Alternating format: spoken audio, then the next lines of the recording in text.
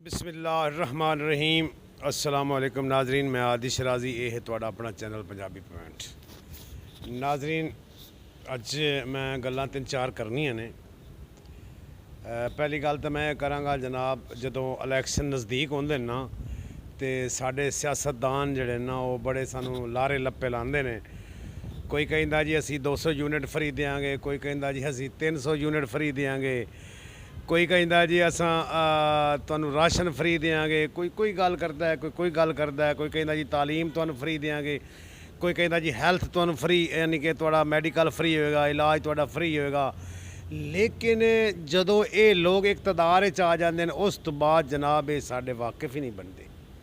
इंज लगता है साडे ये डिठे बाले ही नहीं एक दिन दे भी। लेकिन समझ नहीं आती यार असी साडा मुल्क किस तरफ जा रहा है। साडे सियासतदान जिहड़े हैं अल्लाह ताला इन्हां नेकी दी हिदायत देवे, असी तो यही कह सकते हैं ना, क्योंकि अल्लाह पाक बड़ा बेनियाज है, अला कुल्ले शैन कदीर है। वो चाहे तो बादशाह नूं गदागर कर देवे ते गदागर नूं बादशाह कर देवे। लेकिन साडे सियासतदान ही समझते हैं भी सारी जिहड़ी है ना 100 साल 200 साल असी इकतदार ही रहना है। लेकिन अल्लाह पाक बड़ा बेनियाज है, वो हमेशा शाही ना मेरे सोने रब दी रहनी है।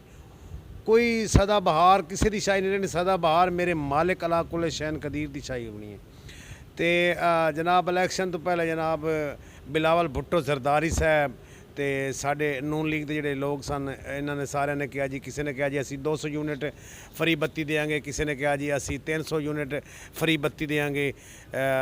जनाब बिलावल भुट्टो जरदारी साहब ने कहा जी 300 यूनिट बत्ती फ्री देंगा, तालीम फ्री कराँगा, तो गरीबों को घर बना के देंगा इतने लख। इस तो इलावा जनाब वाला 30,000 पता नहीं कि 30 के इतने गारे ने कहे सन, मैंने याद नहीं आ रहा है, इन्हें गारे कहे सन। उस तो इलावा इन्हें होर काफ़ी हैल्थ क्या जी हैल्थ फ्री होएगी, तो इस तो इलावा होर ही काफ़ी वादे वदीफ इन्हें कीते सन।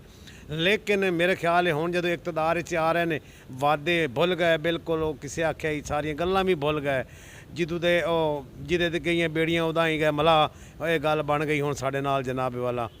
तो इस टाइम जनाब वाला इकतदार च आवन लगे ने। तो इन्हां दी पहली जिहड़ी सौगात कल रात नूं सानूं मिली है, तोहफा मिलिया जनाब पेट्रोल का 4 रुपये 13 पैसे जनाब पेट्रोल महंगा करता इन्होंने। इस तो इलावा जनाब बत्ती जी वो पिछे 7 रुपए कई पैसे जनाब वो भी महंगी हो गई है यार। देहातों के ना एक खोता होंदा ना, तो वो कचावी लद्दे ने जट लोग जोड़े होंगे, कचावी लाते ना उस ते पट्ठे लद्दे ने, बार लद्दे ने, यानी कि पट्ठे लद के ना तो अपने यानी कि डारियां ते लैके जाते हैं, तो फिर वो टोके नाल कुतरते हैं। वो गल करने मेरा मकसद है खोते तो इतना वजन लद्दे ने जितना खोता बर्दाश्त कर सकता, जितना एक वो खोता बर्दाश्त वजन कर लेंदा, या उस वजन जो ज़्यादा हो जाता ना वो ज़मीन पर बह जाता उदों। जनाब असा हुण ना वज़न उठावन के काबिल नहीं रह गए। हुण साडी मिसाल वो खोती वाली हो गई है। असी बह रहांगे, असी बवांगे तो फिर ही जनाब उन्होंने तो मोड़ी लोग तरस खाते सन, क्योंकि वो जनाब उत्तों वज़न उतारते सन तो फिर खोती उठता सी। तो साढ़े तो कोई तरस खाने वाला ही नहीं है बिल्कुल ही।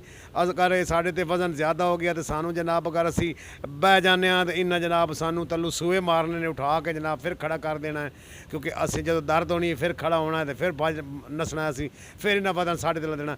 यार कहीं समझ नहीं आ रही किस पासे साडा मुल्क जा रही है, किस तरफ ये लोग सानू लैके जा रहे हैं। इस वक्त जनाब वाला कोई पाकिस्तान दे विच ऐसे हालात नहीं हैं जो पाकिस्तान का जनाब वाला कोई बंदा खुशहाल होवे, किसी पाकिस्तान की आवाम को जनाब रिलीफ मिल रही होवे, या पाकिस्तान की आवाम जनाब मायूसी का शिकार न होवे। इस वक्त पाकिस्तान की आवाम मायूसी का शिकार हो चुकी है, क्योंकि हालात वाकया जड़े जा रहे हैं हर बंदा ही परेशान है। बिल इतने आ रहे हैं, गैस के बिल इतने आ रहे हैं, किसी का 20,000 आ रही है, किसी का 15,000 आ रही है, किसी का 11,000 आ रही है। ये जनाब बिल खत्म होंगे उत्तों गर्मी शुरू होगी, बत्ती के बिल शुरू हो जाएंगे। उस तो इलावा जनाब बत्ती के बिल खत्म होंगे तो मुड़ गैस पर आ जाएंगे। उस तो इलावा होर टैक्स काफ़ी जनाब बिलों के जिन्हें ला दिते हैं। वो समझ नहीं आती यार, टैक्स तो टैक्स लाई जा रहे हैं। खुदा का वास्ता नहीं है, वेखो मैं हाथ जोड़ के अर्ज़ करता पिया तुहाडे के हुक्मरानो, कोई साडे ते सोचो, साडे बारे सोचो, साडे बच्चों के बारे सोचो। हालात वाकया जोड़े जा रहे हैं साढ़े जितनी कैपेसिटी नहीं बदन चुकन की। साढ़े हुण कुव्वत मुदाफा जी ना साड़ी हुण जवाब दे चुकी है। असी हुण बिल्कुल ही यकीन मानो असा ना परेशान हो गए हैं। साडा हुण यानी कि जी साड़ी ताकत है सन जवाब दे चुकी है। असी जेडे कमाईने असी बिल भर देने बाद ही असी बच्चों की पालना है। सानू ये समझ नहीं लगती भी असी जनाब उन्होंने वास्ते आटा कितों लै आना, सौदा कितों लै आना। ਕੋਈ ਹਰ ਬੰਦਾ ਹੀ ਪਰੇਸ਼ਾਨ ਹੈ। ਜਿਸ ਨੂੰ ਮਰਜ਼ੀ ਤੁਸੀਂ ਫਰੋਲ ਕੇ ਵੇਖ ਲਓ, ਜਿਹਦੇ ਨਾਲ ਮਰਜ਼ੀ ਗੱਲ ਕਰਕੇ ਵੇਖ ਲਓ, ਕੋਈ ਅਮੀਰ ਹੈ ਯਾਨੀ ਕਿ ਮਿਡਲ ਕਲਾਸ ਲੋਕ ਤੱਕ ਨਾ ਪਰੇਸ਼ਾਨ ਹੈ, ਪ੍ਰਾਇਮਰੀ ਤੇ ਮਿਡਲ। ਉਸ ਤੋਂ ਉੱਪਰ ਜਿਹੜੇ ਲੋਕ ਹਨ ਜਿਨ੍ਹਾਂ ਦੇ ਕੋਲ ਜ਼ਿਆਦਾ ਪੈਸਾ, ਉਹਨਾਂ ਨੂੰ ਤਾਂ ਕੋਈ ਟੈਨਸ਼ਨ ਨਹੀਂ, ਉਹਨਾਂ ਦਾ ਬਾਜੀ ਪੈਸਾ ਵੱਧਦਾ ਉਲਟਾ। ਅਗਰ ਮਹਿੰਗਾਈ ਹੁੰਦੀ ਤਾਂ ਉਹਨਾਂ ਦਾ ਪੈਸਾ ਡਬਲ ਟ੍ਰਿਪਲ ਹੁੰਦਾ। ਸਭ ਤੋਂ ਜ਼ਿਆਦਾ ਜਿਹੜੀ ਪਰੇਸ਼ਾਨੀ ਉਹ ਗਰੀਬ ਲੋਕਾਂ ਵਾਸਤੇ ਹੈ। ਇਸ ਤੋਂ ਬਾਅਦ ਜਨਾਬ ਦੂਸਰੀ ਗੱਲ ਜਿਹੜੀ ਮੈਂ ਕਰਨੀ ਹੋਏ ਜਨਾਬ, ਫਲਸਤੀਨ ਦੇ ਵਿੱਚ ਜਿਹੜੀ ਇੱਕ ਵੀਡੀਓ ਵਾਇਰਲ ਹੋਈ ਹੈ ਜਨਾਬ, ਲੋਕ बेचारे कोई फलाई काम करने वाला बंदा ਜਿਹੜਾ ਸੀ ਉਹ ਖਾਣਾ ਤਕਸੀਮ ਕਰਨ ਵਾਸਤੇ ਆਇਆ ਤੇ ਉਹ ਉੱਤੋਂ ਜਨਾਬ ਉਹਨਾਂ ਇਸਰਾਈਲ ਬੇਗੈਰਤ ਨੇ ਉੱਤੋਂ ਜਨਾਬ ਬੰਬਾਰੀ ਸ਼ੁਰੂ ਕੀਤੀ ਤੇ ਲੋਕਾਂ बेचाਰਿਆਂ ਨੂੰ ਸ਼ਹੀਦ ਕਰ ਦਿੱਤਾ। ਯਾਰ ਕੈਸੇ ਅਸੀਂ ਮੁਸਲਮਾਨ ਹੈ, ਅਸੀਂ ਕਿਸ ਤਰਫ ਜਾ ਰਹੇ ਹਾਂ? ਸਾਡੇ ਕੋਲ ਵੀ ਪੁੱਛਿਆ ਜਾਣਾ, ਅਸੀਂ ਹੱਕ ਵਾਸਤੇ ਆਵਾਜ਼ ਨਹੀਂ ਬੁਲੰਦ ਕਰਦੇ। इसराइली भी साढ़े बिरा ने, इसराइली जड़े ने लानती ने, फलस्तीनी साढ़े भाई ने जिन्होंने नाल इतना जुल्म बरबरीयत हो रही है, इतना कुछ हो रहा है, लेकिन असा चुप हैं, खामोश हैं, असी आवाज़ नहीं उठा रहे। सन बाहर निकलना चाहिए है, आवाज़ उठानी चाहिए, एहतजाज करने चाहिए ने, क्योंकि पूरी दुनिया के जनाब गैर मुस्लिम लोग जोड़े ना वो भी एहतजाज कर रहे हैं इस वक्त। असा जनाब मुसलमान बिल्कुल खामोश हैं, इस वास्ते साढ़े ते अजाब मुसलत हो रहे हैं। वो अल्लाह पाक का निज़ाम है ना, जैसी अवाम वैसा हुक्मरान। अगर असा सही होंदे तो मेरे ख्याल है साढ़े ते हुक्मरान जोड़े ने अच्छे आंदे, क्योंकि असी खुद गलत हैं।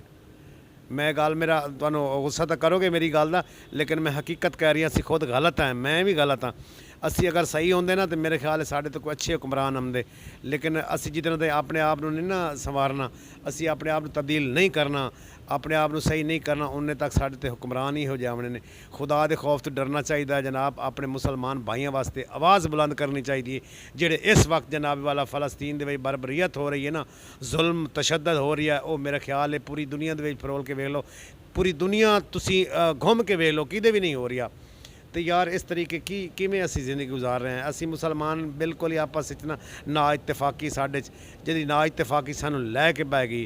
तो जनाब तीसरी गल जी ये जनाब मोहतरमा जनाब मरियम नवाज साहबा जी उन्होंने जनाब अज इजलास नाल खिताब किया, अपना इजलास बुलाया सी उन्होंने कहा जी जेडे लोग मसलन रमज़ान शरीफ के जो उन्हें पैकेज देना ना, उन्होंने कहा जी तो सारे शहरों के मैं खुद जावांगी तो लोगों तक यानी कि चीज़ां जड़ियां ना दलीस तक पहुँचावांगी। ये उन्हों का मरियम नवाज साहबा का कहना जी। तो चौथी गल जनाब वाला ये इस वक्त जो हालात जा रहे हैं, इमरान रियाद में जनाब फिर 9 मई के वाक़े उन्होंने गिरफ्तार कर लिया। तो इस तो इलावा होर भी काफ़ी ऐसियां गल्लां हैं, खबरां हैं। तो बाकी अल्लाह ताला पाकिस्तान ते करम फरमाए। यकीन मानो अगर हक की तुसी कोई गल करन लगदे उन्हां दा डर लगदा, यकीन मानो डर लगदा, अपने बच्चों का डर लगदा, अपनी ज़ात का नहीं, अपने बच्चों वास्ते बंदा सोचदा साडे बच्चों नाल की होएगा बाद विच। लेकिन असी ये डर ख़त्म करांगे, खौफ ख़त्म करांगे तो तब जाके हालात सैट होणगे। पहले तो सब तो पहला सानू खुदा का खौफ होना चाहिए, वादा उला शरीक का तो डरना चाहिए। मालिक अला कुल शैन कदीर तो अगर डरांगे ना तो फिर सानू अल्लाह ताला साडे वास्ते कोई अच्छी राह हमवार कर देगा। तो अपने आप में जनाब वाला बदलीए तो पाकिस्तान नू तब बदलांगे जो असी अपने आप में बदलांगे, तब इंशाल्लाह पाकिस्तान बदलेगा। पाकिस्तान जिंदाबाद, पाक फौज पाइंदाबाद। अल्लाह हाफिज़।